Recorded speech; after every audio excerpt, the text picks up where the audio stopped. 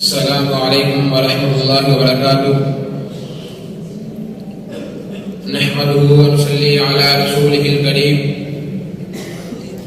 اما بعد فاعوذ بالله السميع العليم من الشيطان الرجيم بسم الله الرحمن الرحيم قال الله سبحانه وتعالى في القرآن المجيد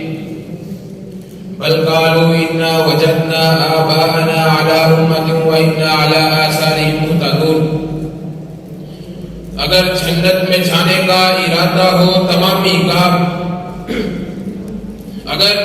جنت میں جانے کا ارادہ ہو تمامی کا پہن لو گلے میں کرتا محمد کی غلامی کا قرآن و حدیث کو صرف اپنا رہبر بناؤ قرآن و حدیث کو صرف اپنا رہبر بناؤ دور پھینکو فتویٰ ہدایہ عالمگیری اور شامی کا حضرات ذی وقار آج کی اس تقریب کا موضوع سخن ہے شخصیت پرستی اور اسلام حضرات شخصیت پرستی کیا ہے شخصیت پرستی بنیادی طور پر ایک منفی طرز عمل ہے کہ جس میں انسان حق و انصاف اور عقل و فکر کے تمام پہلوؤں کو بالائے طاق رکھ کر اپنی زندگی کے تمام گوشوں میں فیصلہ کسی شخصیت کی تقلید اور اس کی عمدی پیروی کی بنیاد پر کرتا ہے زندگی کے کسی بھی معاملے کو شریعت کی کسوٹی پر پرکھنے کی بجائے آنکھوں پر پٹی چڑھا کر کسی کی پیروی کرنا ہی شخصیت پرستی کہلاتا ہے صدر ذی وقار اس میں کوئی شک نہیں کہ انبیاء کرام کا رستہ سب سے بہتر رستہ اور ان کی ہدایت یہ حقیقی ہدایت ہے باقی تمام باطل یہی وجہ ہے کہ اللہ تعالیٰ نے اپنی عبادت کو انبیاء کرام کی اطاعت سے مشروط کیا ہے اور ان کی اطاعت کرنے والے کو دنیاوی فوز و فلاح اور اخروی نجات کی نوید اور بشارت سنائی فرمایا وَمَن يُطِعِ اللَّهَ وَرَسُولَهُ فَقَدْ فَازَ فَوْزًا عَظِيمًا مگر ہر دور کے اکثر لوگوں کی کیفیت اس کے برعکس رہی ہے لوگ اطاعت کرنے کی بجائے معصیت اور نافرمانی کا رستہ اختیار کرتے رہے ہیں جس کی عمومی وجہ اکابر کی تقلید اور ان کے اقوال و افعال پر اکتفا و جمود اور تعصب رہا ہے عرب کے جاہل لوگ بھی اس شخصیت پرستی اور تعصب کا شکار تھے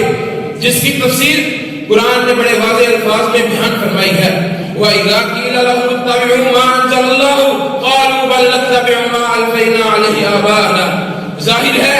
منزل من اللہ دین کے مقابلے میں آباء کی تقلید اور ان کی پیروی کی سوچ کوئی اچھی شگون والی نہیں کہ جس سے قوموں کو فلاح و مرام اور کامیابی حاصل ہو بلکہ یہ انتہائی خطرناک نتائج کی حامل سوچ ہے کہ جس سے قوموں کے زوال اور ان کی بربادی و ہلاکت کی داستانیں رقم ہوئی ارباب المدانش ویسے تو شخصیت پرستی کے بہت سارے نقصانات ہیں لیکن میں یہاں چند آپ کے سامنے بیان کرتے چلتا ہوں امت مسلمہ کو اجتماعی طور پر شخصیت پرستی پہ یہ نقصان اٹھانا پڑا کہ وہ امت واحدہ جو کل جسد الواحد تھی وہ جو دشمن کے وہ فرقوں میں پھٹ گئی وہ جو دشمن کے خلاف ایک زن تھے وہ ایک دوسرے سے دستوں گرے بھان ہو گئے اختلافات نپٹانے کا جو طریقہ صحابہ کرام میں رائج تھا اس کو ترک کر کے بحث و جدل کی نئی طرح ایجاد کی گئی جس میں قیاس اور رائے کو بڑی اہمیت حاصل ہو گئی جناب والا ارشاد باری تعالی ہے فلا وربك لا يؤمنون حتى يحكموك فيما شجر بينهم ثم لا يجدوا في انفسهم حرجا مما قضيت ويسلموا تسليما یعنی دل و جان سے حضرت محمد صلی اللہ علیہ وسلم کے فیصلے کو قبول نہ کرنے والا ایماندار نہیں اور بھائیو خوشی خوشی حاملہ کے فیصلے کو قبول نہ کرنے والا تو مومن نہیں مگر ہم یہ کہتے ہوئے کائنات کے رہبر کا فیصلہ ٹھکرا دیں کہ نحن المقلدون یجب علینا تقلید امامنا ابی حنیفہ بات اگرچہ امام ابو حنیفہ کی حدیث مصطفیٰ کے خلاف ہو مگر چونکہ امام صاحب کے مقلد ہیں ان کے قول کو نہیں چھوڑیں گے حدیث مبارکہ اگرچہ چھوٹ جائے اور کیا ہم پھر بھی اہل سنت و جماعت ہی رہیں گے میری ان مقلدین حضرات سے گزارش ہے کہ ذات رسول صلی اللہ علیہ وسلم کے مقابلے میں امتیوں کی تقلید کو خیر بات کہہ دو دو رنگی چھوڑ یک رنگ ہو جا دو رنگی چھوڑ یک رنگ ہو جا سراسر موم ہو یا سنگ ہو جا اور اگر آپ ناراض نہ ہو تو مشورہ قبول فرمائیے کہ چمن میں پیرو بلبل ہو یا تلمیذ گل چمن میں پیرو بلبل ہو یا تلمیذ گل یا سراپا نالا بن جا یا نواب پھیلا نہ کر ارباب فوائد و دانش. یہ تو تھی شخصیت پرستی کے متعلق کچھ گفتگو.